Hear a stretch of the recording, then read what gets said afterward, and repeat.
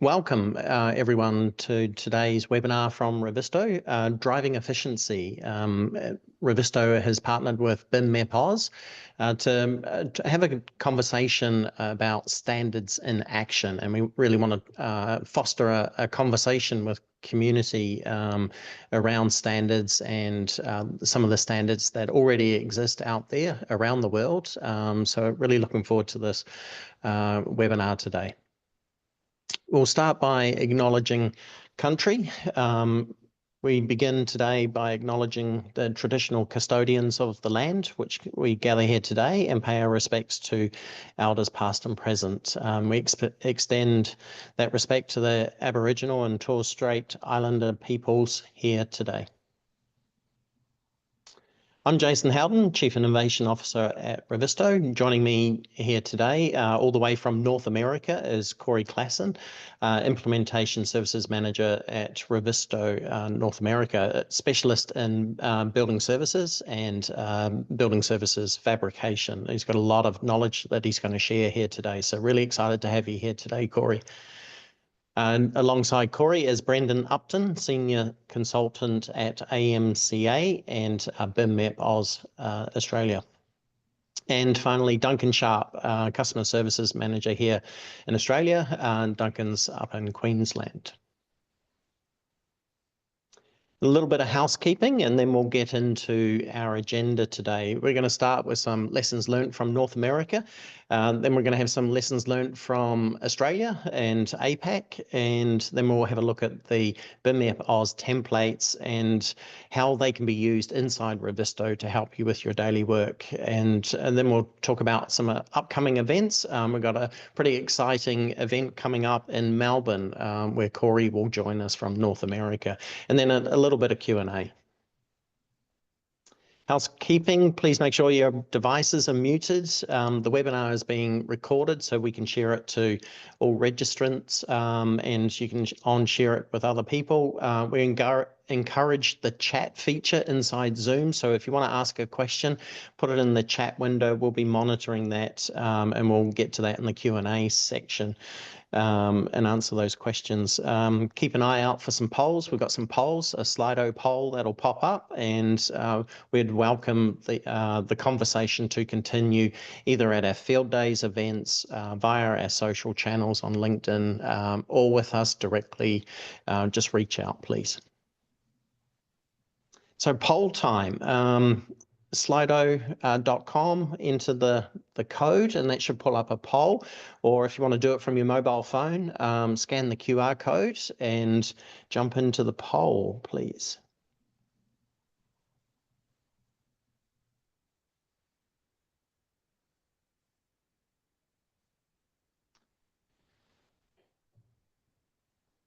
Got some interaction, good. So we just want to understand who's here today in terms of, are we all design professionals? Are we coming from the construction space? Are we trade contractors? Are we specializing in building services?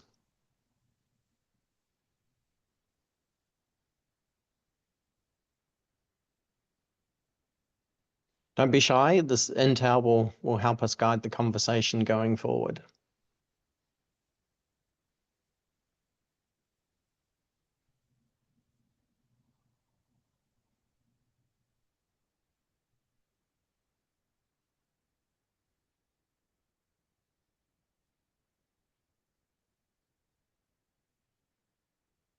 Really good mix.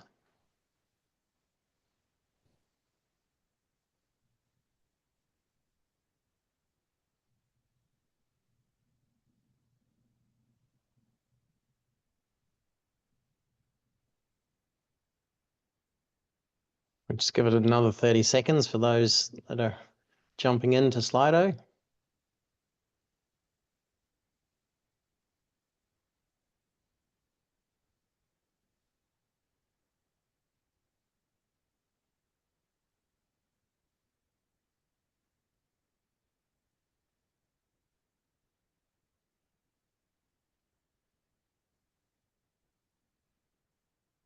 We've got another question that we'd like to ask everybody.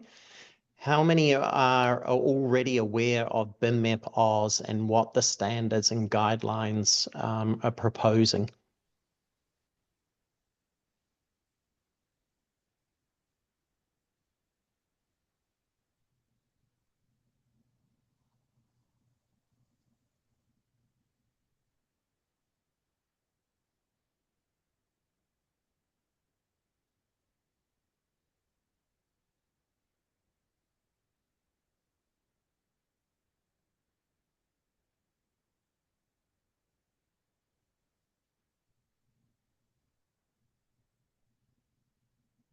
Definitely some room to improve with standards and adoption.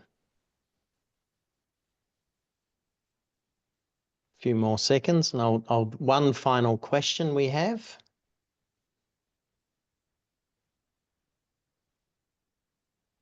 So engagement with standards. Engagement with standards is important. And, you know, are you fully engaged or some engagement?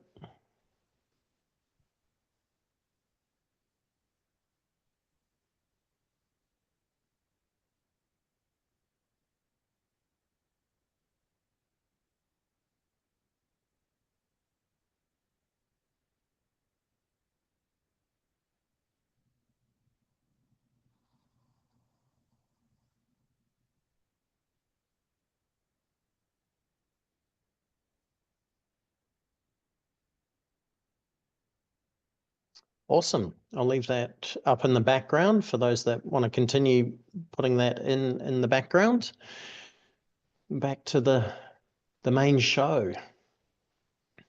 So really the conversation started internally. We were talking about the differences within the Revizto community globally between North America, APAC, and Europe. And one thing that kept coming up was this issue around risk management, time, budget, and everyone really wanting a more efficient way of doing things, but everyone was doing different things. So we started talking about the commonalities between building services, design, coordination, etc. And I raised this concept of BIM MEP Aus. I'm familiar with it from my past career prior to joining Revizto. And when I mentioned that in North America, it was kind of like, whoa, what's this? And when I explained it, there was some interest. And then when the North American team explained what they were doing, I was like, wow, you're actually building real stuff off models over there in North America. That's really interesting. Can we do a bit of a knowledge share? Maybe we've got standards and guidelines in this region,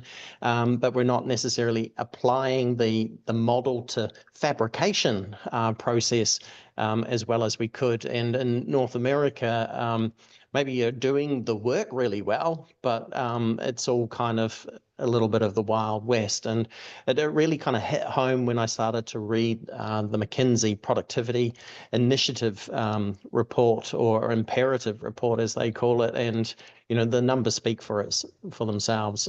We do need to come together to share knowledge and see if we can build better together.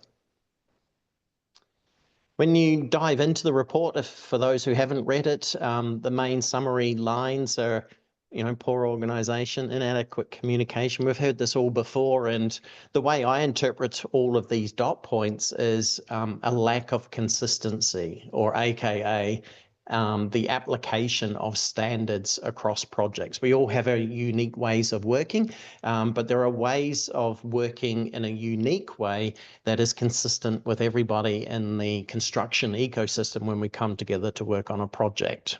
And that's why we're here today, to share some of our insights and to elevate the conversation.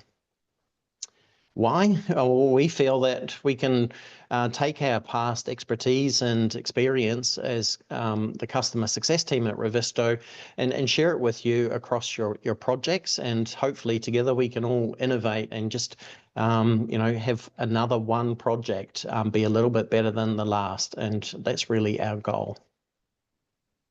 So I'm going to pass the baton to Corey. Corey's going to give us some lessons learned from North America. Yeah, thanks, Jason. Hey, everyone. First off, thank you all for joining today. I can only imagine how busy you all are, so I really appreciate you guys taking the time to be in this webinar. I'm really excited to talk about today's discussion and be here because we're going to be tackling some of the challenges facing the construction industry. Whether you're new to the industry or have been around for a while, I believe that we can all agree that construction is a bit like the Wild West. Lots of potential, but not always the structure we need it to have to make the most out of it. So today I'm going to be talking about three key topics that, if they're done properly, can drive change and reshape the future of our industry. The first one is going to be addressing the lack of the most basics of standards from project to project. How relationships more than contracts are really what make projects successful, and how to balance intellectual property with this idea of standards and collaboration. And today we're really here to figure out how we can work smarter together and build a better future for everyone in the space. So let's just jump into it. So starting out, the United States as a whole with the construction industry really is like the wild, wild west. There are standards, but many people don't even know about them. And if they do know about them, they choose not to follow them. And full disclaimer, I didn't even know there were standards in the United States until January when I went to a conference and I learned about them there. And I've been working in BIM for 8 years now. So that'll tell you how widely known they are about in the United States. From the subcontractor's perspective, however, there are some inherent pros and cons that come to not having standards. We gain a lot of independence by not having standards. So outside of like contractual obligations, no one's there to dictate how we should be building or organizing our information, like the metadata, for example, of the project. And again, this freedom really allows for creativity and innovation. And we're going to be talking about intellectual property a little bit later, but it really does help us hold on to our intellectual property very tightly, keeping that competitive edge. I'm not saying to give the keys to the kingdom away. If you have an edge, make sure you keep that edge. But there's a way that we can level up the base playing field to allow for more innovation in the future. Also, another pro that comes with this is nimbleness, right? Subcontractors can quickly adapt to processes and make changes without needing to consult with others. This is something that I did on pretty much every project, right? I had to bend and find a way to make my process fit into what I was required to do at a contractual level. As far as some cons, the lack of standards really makes collaboration harder. I lost screen. Technical difficulties, you gotta love it. Okay. Yeah, so going back to this, lack of standards really makes collaboration harder. It creates inefficiencies when others must fix or align with outdated or misaligned information. The industry is not benefiting from a collective improvement approach. We're missing out on the hive mind mentality that could elevate absolutely everybody across the globe. It also adds the burden of managing various software platforms. And depending on the client, it's going to, in the end, it's going to create more work for everybody on the project, but most specifically subcontractors, in my opinion. So subcontractors remain highly innovative, but the lack of shared standards complicates collaboration and efficiency. While everyone continues refining their methods, it's often done in isolation.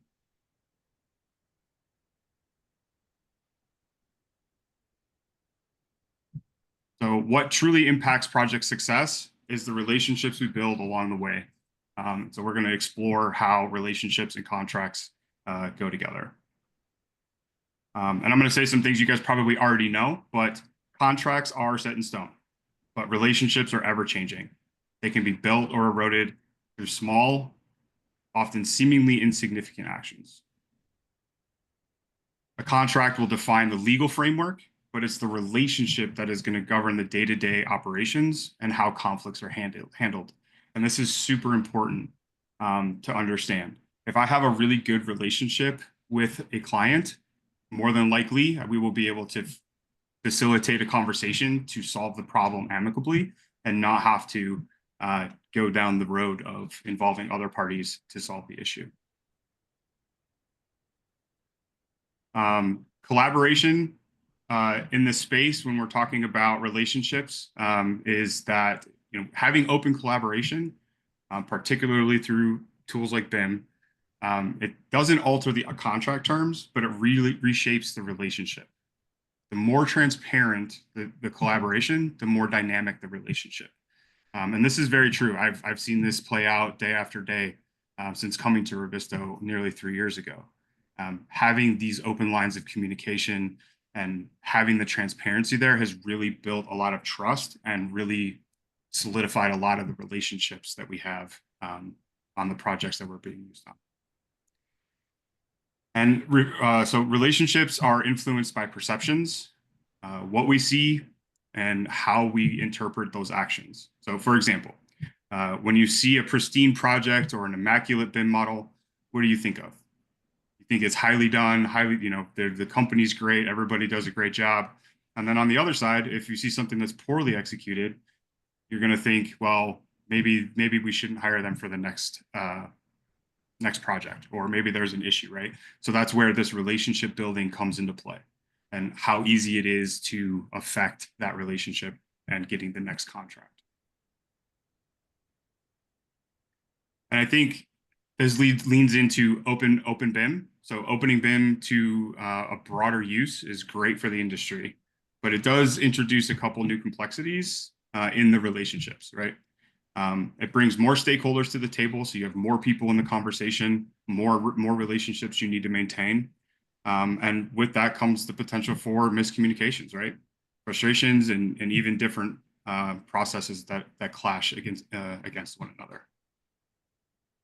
Every company is going to operate with its own set of processes, and patience is going to be key as we work through the growing pains of wider BIM adoption and sharing standards across and having people adopt those standards. So again, the challenge is to maintain strong relationships despite the friction that naturally arises when different processes and expectations clash on a project. Just like a bumpy road, right? We need to navigate it with the understanding that others' methods may differ from our own. So, and as we discuss relationships, it's important to address the role intellectual property plays in these collaborations. So how do we balance protecting our innovations while contributing to the industry-wide progress? Intellectual property gives companies the competitive edge, right? And protecting that edge is crucial. Please don't give that up. It's what sets your company apart from the others, allowing you to maintain your niche and command value in the market. While protecting your proprietary methods, though, it is vital. There is base level information that should be made available to all stakeholders to facilitate smoother project execution. Share the foundation, but keep the specialized know-how internal. In my opinion, I think keeping IP too tightly guarded can hinder the standardization process. For example, with Open BIM, freely flowing information across platforms allows for faster, more efficient project completion. However, it doesn't mean you have to reveal your proprietary systems. Just provide the necessary data. Open BIM is going to encourage the free exchange of information while still allowing companies to protect their IP. It supports better collaboration, driving efficiency without sacrificing competitive advantage. Standardization at a base level allows the entire industry to operate from the same set of best practices. That doesn't mean innovation stops, though. It actually is probably going to accelerate it. By standardizing, we create a common starting point. And from there, the companies can innovate and push boundaries even further. The construction industry thrives when best practices evolve. Today's best practices, tomorrow's standard, and new innovations replace the old. Standardization helps this cycle by giving everyone the same starting point. So we've talked a lot today about the need for reliable, uniform standards across the industry and how important it is to have a solid starting point for everyone to build off of. But what's truly exciting is when companies take that foundation and push beyond it, using innovation and collaboration to create something that's not only meets the standards, but refines what's possible. With that in mind, I want to highlight a company that's done exactly that. Archkey Solutions. They're an electrical MEP subcontractor in North America, and they have not only embraced the basic standards, but they've used them to springboard to elevate their entire approach to construction. So with that, there's a couple of slides there that we want to go through, and I need to pull those up so I can see them. All right, so Archkey Solutions. All right, so this is a project that they have done. And on the right-hand side, you can see the BIM model, and on the left-hand side, you can see what was actually installed. The image is a little bit small on the right side there, but you can actually see the couplings that are modeled into the model. And I have not seen that on very many projects, if I'm being completely honest. They were able to get this level of detail and give all this information to their field to be able to install what you see on the right-hand side.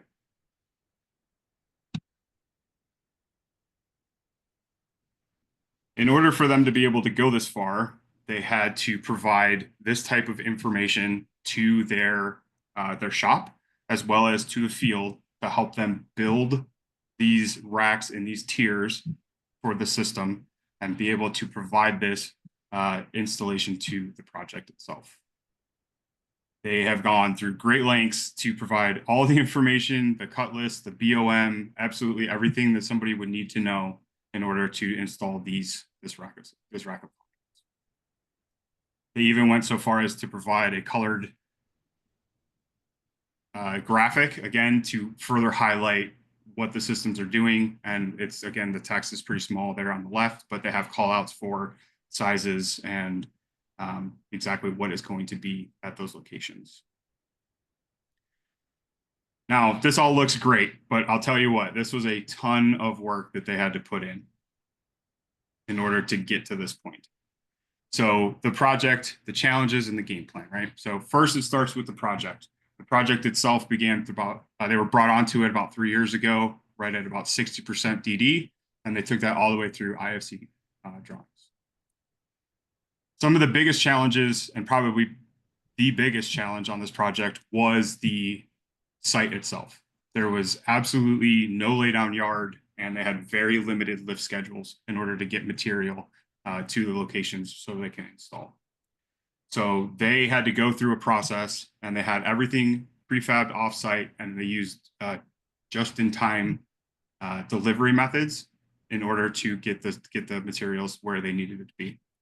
This includes not just pick schedules, but also making sure that some of the packages were small enough to be taken up on man lifts as well. And in order to do this, they focused extremely early on the constructability with BIM, involving prefab, and then utilizing a software called Evolve to help with their prefab and packaging efforts.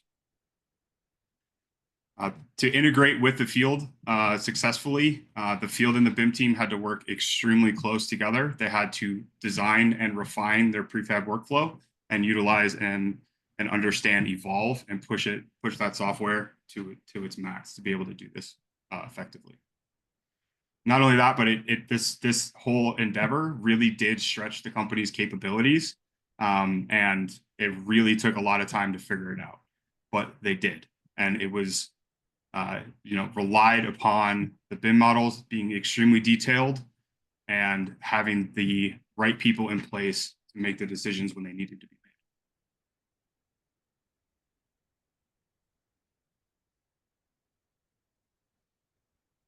So how did they get there, right? This is what they did, but how did they get there? So it really comes down to their workflow that they spent hours refining and working through and making perfect. So their entire thing was, it doesn't matter what your skill level is, this entire workflow is going to encompass everybody on the project, and we're going to work together as a team. And in order to do that, they had to ask themselves some questions. And the 5 W's, right? Who, what, where, when, why. So who is going to be responsible and what are their responsibilities? What are the very specific tasks that those people are going to be responsible for? When those deadlines are going to need to be met?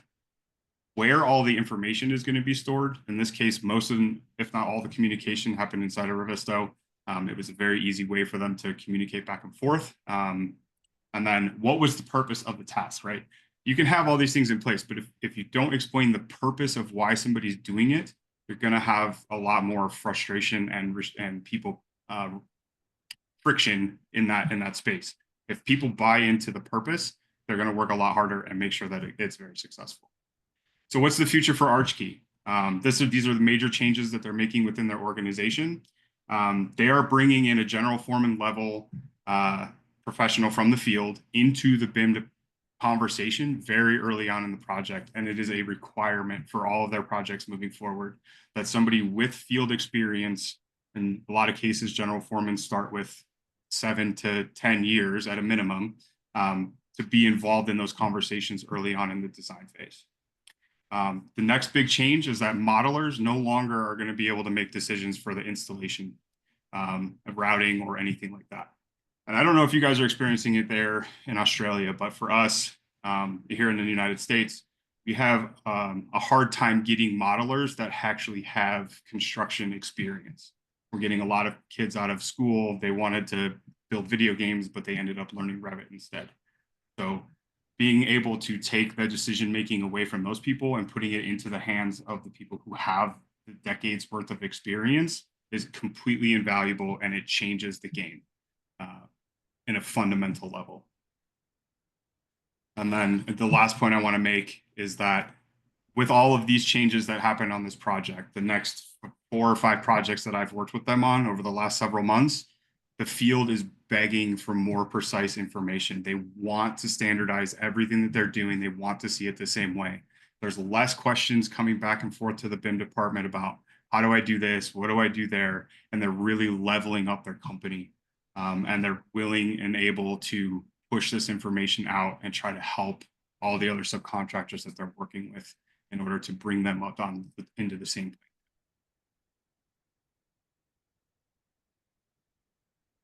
And I'm pretty sure that's my entire spiel. So thanks. Thanks, Corey. Yep. Lessons learned from APAC. Duncan, are you going to kick this off? Yeah, I'll do the first couple of slides before we bring Brendan on board. Yeah, Awesome. So these are some of the things I've noticed whilst working at Revizto, because obviously we're in a pretty unique position at Revizto. We talk to lots of clients, designers, trades, verticals and linears. This is just a copy really of Corey's earlier slide. So I don't really need to go through this. I think I copied it really because the issues are exactly the same that Corey's already outlined.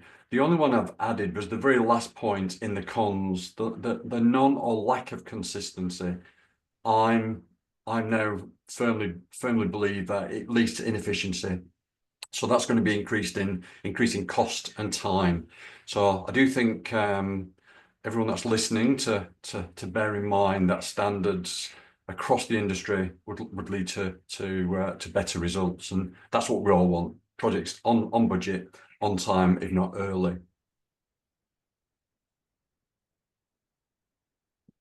So some of the points that I sort of started to notice again, well, during my time at Revizto, certainly in the last 12 months, it's really become evident. And that's where we want efficiencies in the project setup, common project setups, very important. You know, same company, different state, different projects, they all tend to be different. We need to see more consistency, leading to improved collaboration. Standardization fosters better collaboration across the stakeholders. So when you're working with Lend-Lease, you know there's going to be a standard, and ideally that standard would be across all the GCs, but certainly from company to company across the states. Consistency across the projects should ensure a reduction in errors and miscommunication because you are familiar with those standards. Simplifying the management across the projects and the teams would be another huge benefit. Cost savings, standardized processes lead to a reduction in cost, and it should minimize rework and delays, etc., etc. So the competitive advantage is firms adopting standards should be able to deliver projects of a higher quality and more efficient. So they're just the general points that I've started to notice, like I say, certainly over the last 12 months when we're talking to all our clients. And this is obviously not reinventing the wheel, because we know and we appreciate that change is hard, it's difficult. We've done it this way for years, why change? But we know that change allows fresh ideas, refinement, and ultimately an improved and more efficient process. So change, don't fear it, just embrace it, because I think change is the key to BIM and improving what we currently do.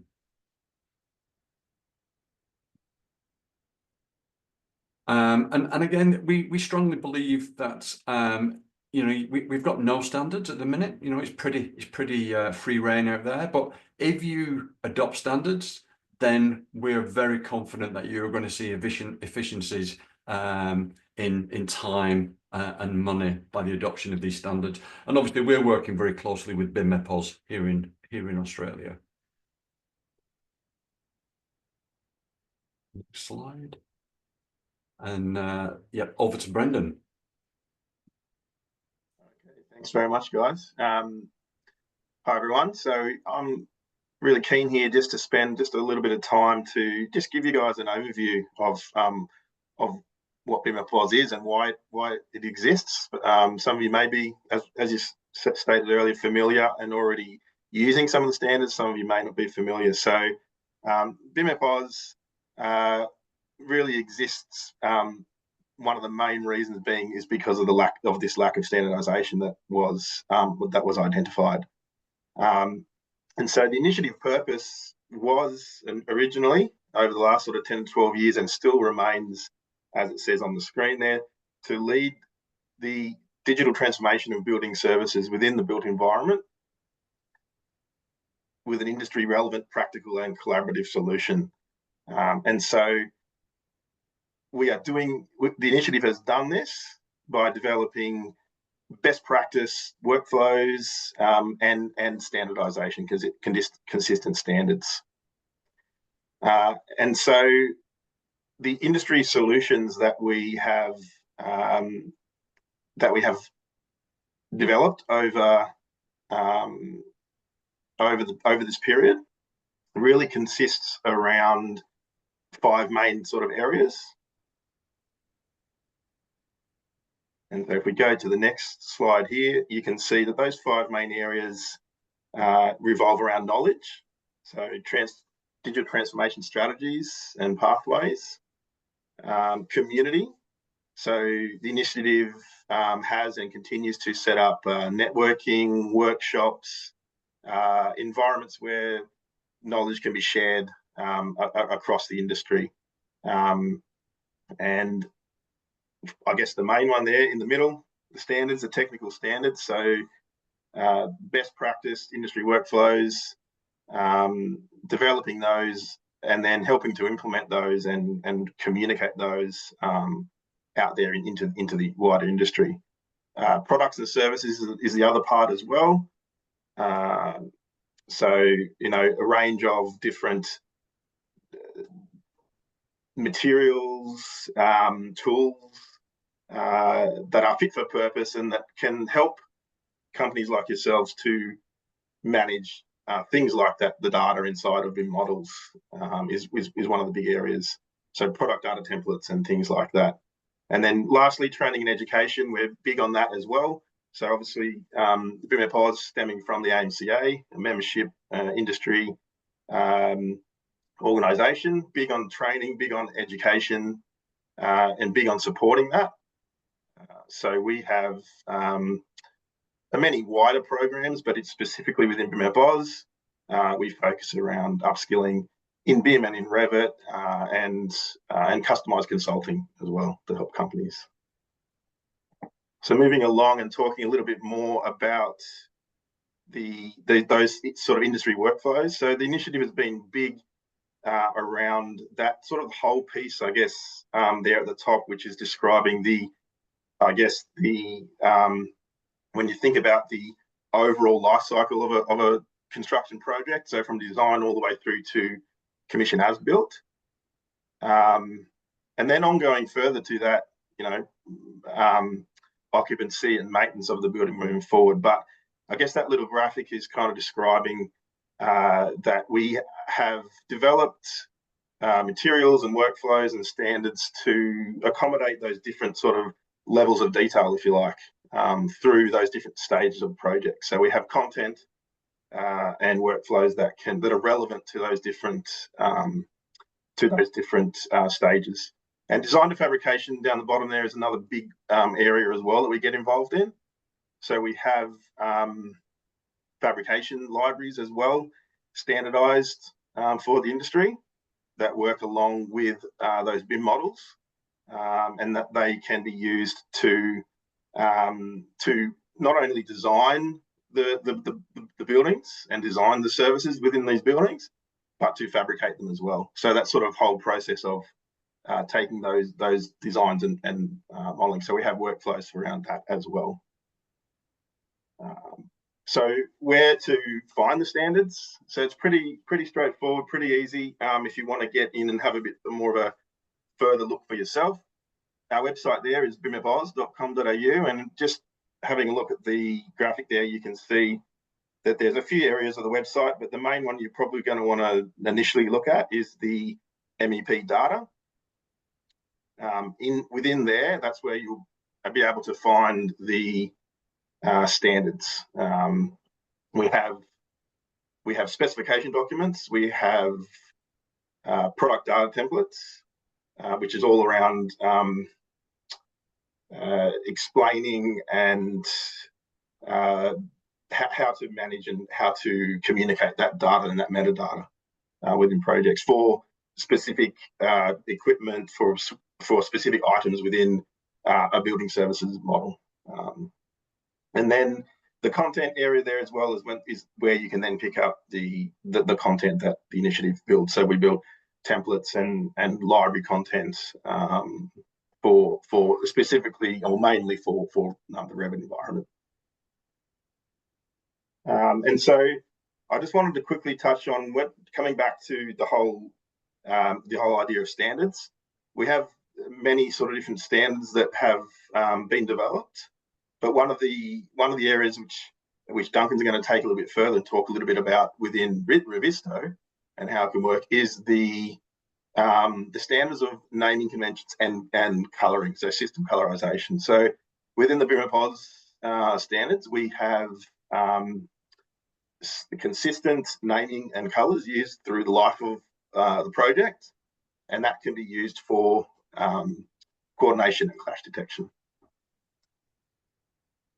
So the next few slides, I've just got some examples of some projects, some real projects from some of our clients, just sort of just showing you specifically how those colours can be used within models to, not only visually represent the different services really very quickly, but can be taken through to something like a Revizto project to be able to then run those more detailed clash and coordination reviews, which Duncan's going to talk a little bit more about, as I said. So this is just there's a few more couple of slides here with some example projects here, just to give you guys a bit of an idea.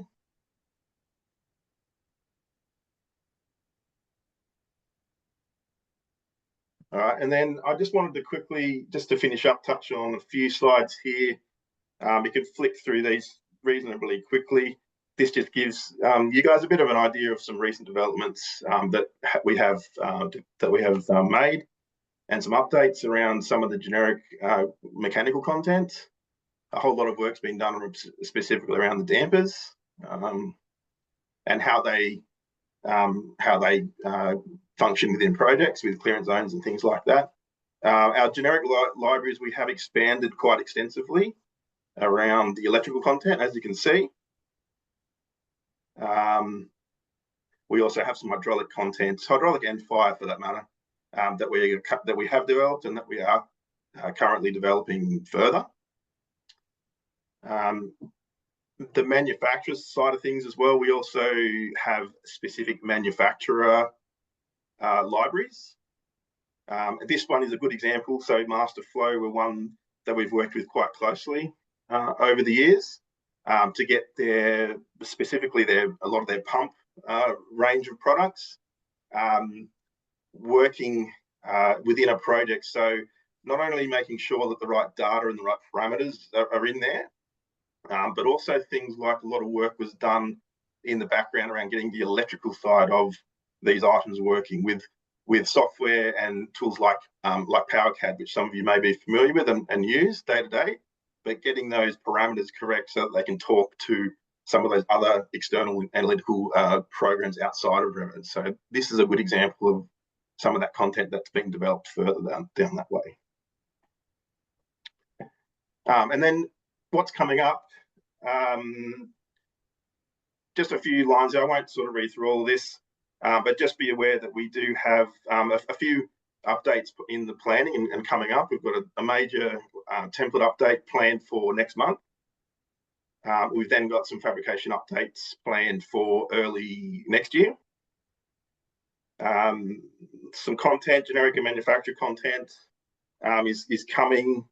We have a Revit plugin tool that has been released. It's up to version 2 currently, but there are some plans in the background for some development work with that, taking some of the user feedback that we've received to then develop that further. And we've also got some new training courses in the works as well for next year coming as well. And then lastly, I just wanted to promote an event that we've got coming up in Melbourne in November. So we're kind of in the background been doing a little bit of a reset of the initiative. There's been some exciting developments there and some new partnerships with Connect Build. And we have an event, almost like a relaunch event coming up on the 14th of November down in Melbourne. So look out for that. We are looking to broadcast that event as well. So if you are not able to attend that face-to-face, keep an eye out on our LinkedIn page because there will be information about how you can remotely do that. And with that, I'll pass it back over to Duncan. Thank you. Thanks, Brendan. That's great. A lot of information there for everyone listening today. So this section is some work I've been doing with Brendan in conjunction with this, obviously this conversation on standards. So this is a template file that I've started pulling together, and it's based on the BIM MEP Aus content. So the first slide here, very simple slide. It's showing you just in the foreground, there's 2 rows of ductwork, identical colors, but they're actually different objects. The top row are Revit system types, which you probably find your designers are using. And you can see, as we select each object, we can see mechanical system type. And we're picking up the data from the BIM MEP Aus template file. And it's the data it's the data and the color, which is what I'm focusing on. So using that template, we can now very quickly build a whole series of search sets. The bottom row of ductwork is fabrication ductwork. Now with Revit, it's not the same parameter, so it's a different parameter. So this one is mechanical fabrication service name. And you just got to be aware that these exist, because depending which version of Revit you're using, it'll depend which sets of search sets you're going to be using. So system type and service name, 2 different types that we've supplied here. Some sample search sets here. So the central one, the AMCA search set, this is the folder system, and you'll notice I've numbered it all. So 01, 02, 03, etc. And again, this will become clear as we go on to the next couple of slides. So we've got 02 is Revit categories. Consistent, it's the Revit categories that exist, they don't change. We've captured most of them, maybe not all of them. If there are new categories introduced, we can very quickly, in Revizto with the batch creation of search sets, we can very quickly update that. So that's not a problem. 03, system types. So that's for the designers. We've got all the system types here. So in this one, this is a predominantly mechanical ductwork. You've got these, you know, your supply, your return, your kitchen extract, etc., etc., all consistent. Likewise with the fab service names, those are all consistent, again, coming from the BIM MEP Aus Revit template file. And I've also included IFCs. So I've exported the file as an IFC and brought the search sets in. I did notice that it's a different parameter again. It goes from uppercase to lowercase, so just a minor difference there. And we're actually working in the background to see if we can fix that, so we can just go back to 03 and 04. But at the moment, we've got a separate folder for IFC search sets. So that's what I've got so far, and it's covering ductwork, pipework, fire, etc., etc. Using those, that's fine. Thanks, Jason. Using the search sets, we can very quickly create appearance templates. So this is one using system types. So it's really for the designer. So I've created the appearance template. The colors are all the RBG colors from Brendan. So the colors are exactly the same. So if you do change anything, we can apply the standards in Revizto. You can see what I've done here. I've highlighted the designer row of ductwork, and the one below it, I've just at the moment I've just got it in transparency, just so you can see it's still there. So that's the designer appearance template. Then the following one is the one for the subcontractors, and this is based on the system types based that they've used. Again, same things. Colors are all from the BIM MEP Aus template file. So again, we've aligned with that. So they're included in the template file. Next slide. This was a hot tip. This is something I fed back to Brendan. So when we created this, and I batch create all the search sets, you just get this huge list of services. And because, as we know, the digital team, like if we go the 80-20 rule, 20% you'll be across this and it won't be a problem. But the 80% who maybe aren't across all these system names, I sort of suggested back to Brendan and BIM MEP Aus that if we could put a prefix MD for mechanical ductwork, MP for mechanical pipework, and I think Brendan is going to take that on board in future versions, we can very quickly grab all the systems by using the prefix. And we're then guaranteed, because it's easy with a bit of pipework, is it mechanical, is it hydraulic? And with this prefix, we'll eliminate those potential errors. So that's a hot tip that we fed back, working with Brendan. Clash detection. Once you've created all of these things, we can very quickly create clash detection. Again, these tests will be included in the template file. And I've used a numbering system. So 01 is for models. So if I wanted to do a quick and dirty, you know, electrical against mechanical, I can do that using the 01 series, and I've numbered the clash test beginning 01. And then if I want to go a bit more refined, I can go 03 and then mechanical system types. So in this example here, I've got mechanical ductwork against electrical, fire, hydraulic, med gas, and mechanical pipes. Literally setting these up is really, really quick. It's really quick and easy. And this is all because the systems, the consistency, the standards we've adopted are just makes it so much easier, you know. So clash detection, that's included, and there will be, like I say, some clash tests built into the template file. Next one, Jason. So Jason's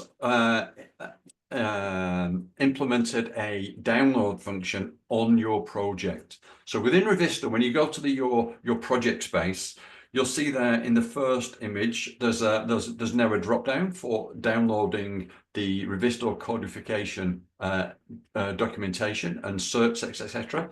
That's all available currently on our website, and we will add this BIM MEP Aus one, maybe for trying to get it there for the December field event that we've got going on in Melbourne, where everyone that you see here will be there. So having all this available so you can download, and it's going to give you a really quick head start on setting up, so you'll have the BEP addendums, stamp templates, search sets, appearance templates, class tests, favorite properties, filter presets, all those will be built in. And now we'll be able to add a BIM MEP Aus flavor as well for you. And I think that's me. Oh yeah, and it's just highlighting where the download option is within your project. So if you're familiar with Revizto, it's just on the project web space. Thank you. Thank you, Duncan. Thank you, team. A huge amount of knowledge and content shared today. I just want to do a shout out and a reminder for our upcoming Revizto Field Day in Melbourne on the December 5th. Scan the QR code to register today.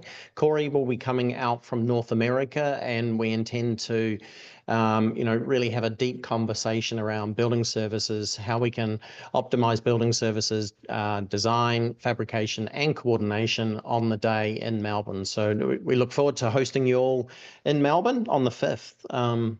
And we'll jump into some Q&A. Hopefully there's some Q&A. Joseph, I see you've had your hand up. Do you have a question?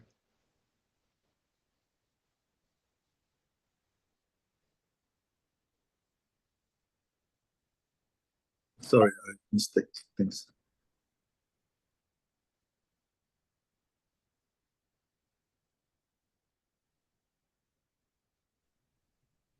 No question. Any questions from anyone out there?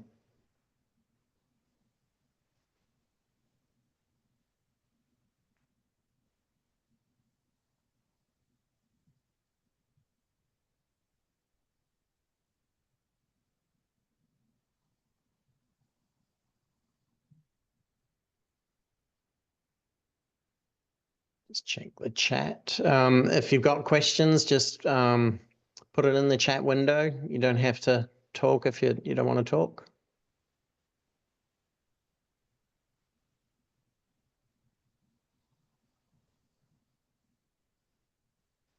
All right. I think we've successfully covered everything in the panel kind of webinar component of it. So thank you, team. No questions. It's always good to have no questions.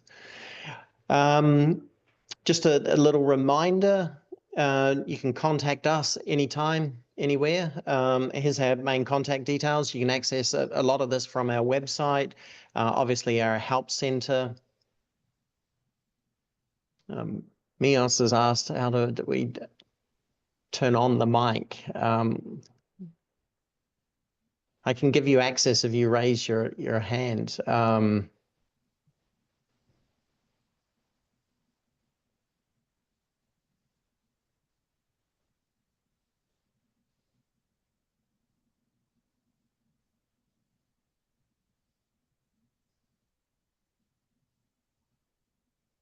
Yeah, I can see Dan's there as well. Dan's got his hand up. Yeah, he's on. He's got to unmute on his end, and then he can talk. Yeah. I've given him access to talk.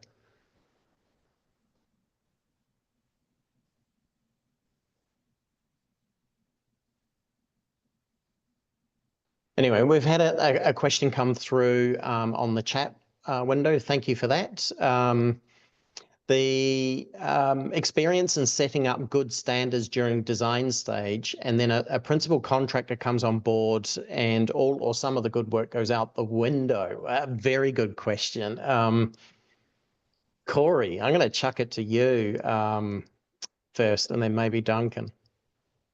Yeah, so I mean, I think at the end of the day, and I think the part of the conversation we've had today is how do we get standards from the very beginning of the project to run through all the way to turnover? And I think if we can flip that switch and we can have good information that translates all the way across, a lot of that good stuff that goes out the window is going to go away and it's going to stay where it's supposed to be. As far as right now, from my side of things, coming from a subcontracting standpoint, I got to be nimble. I got to try to make the best out of what I have. I know that's probably not a great response, but unfortunately, until we can get standards from the very beginning all the way through to turnover and beyond, we're going to still have to be nimble and be able to move on the fly.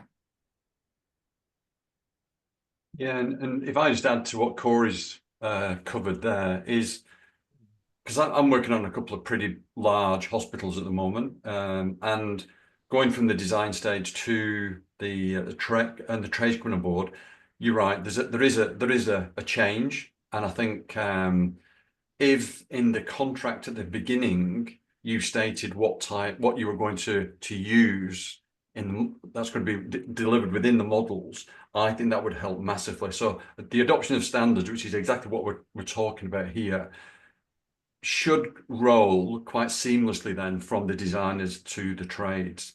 And that'd be quite nice to see, because, you know, at the moment, you know, you got supplier ductwork in your design file, and then you look in the trades file and it's got some other name, you know, and it's hunting around trying to find those names. So I think an early adoption would be great. And I think maybe the MCs are probably in the driving seat to be able to force that along.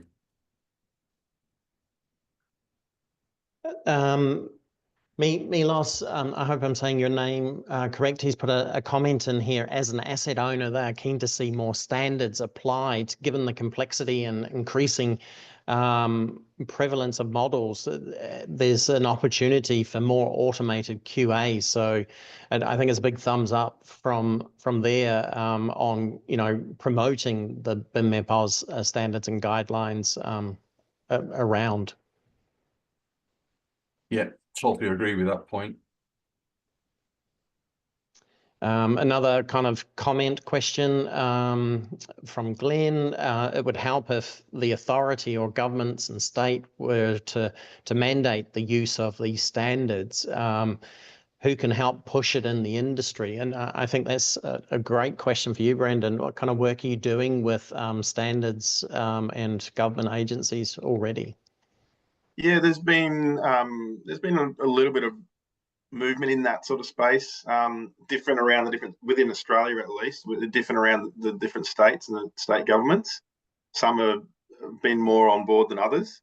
I guess it's just continuing that advocacy and, you know, for the construction industry to the government, and that's a big role that AMCA plays is that part, and getting them, keeping it on top of the agenda, because it's really hard, obviously, with government changing and, you know, agendas changing and things as well. So that can make it a bit tricky. But yeah, certainly, I guess, particularly in Victoria, there's been some, you know, the movement down there with classifications, schemas and things coming back into BIM projects and bits and pieces like that. But yeah, definitely lots of work to do in that area, but we do what we can. Yeah. Awesome. Yeah. One more question, and then we'll just do a quick poll. I'm mindful of time, and the attendance is starting to go. One from Brent. This is one for you, Corey. Are you able to provide some examples of how you can operate in an open BIM environment but still protect your IP?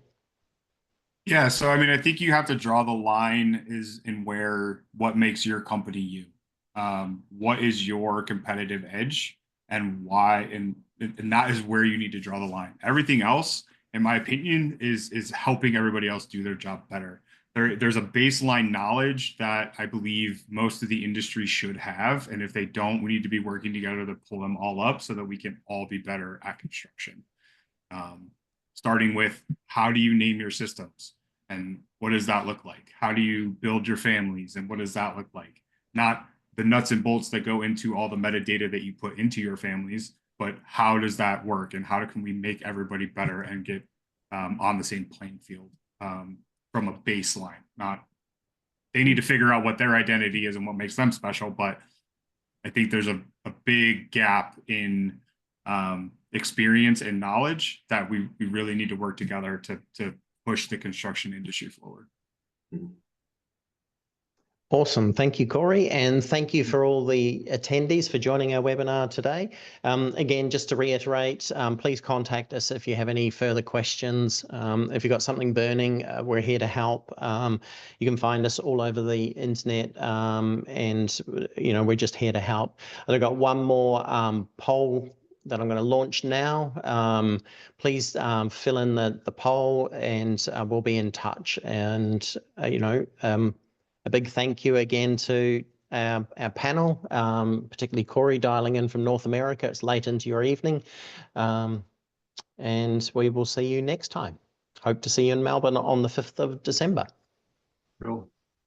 Nice. Thanks, everybody. Thank you very much, everyone. Cheers, guys. Thank you. Cheers. Bye.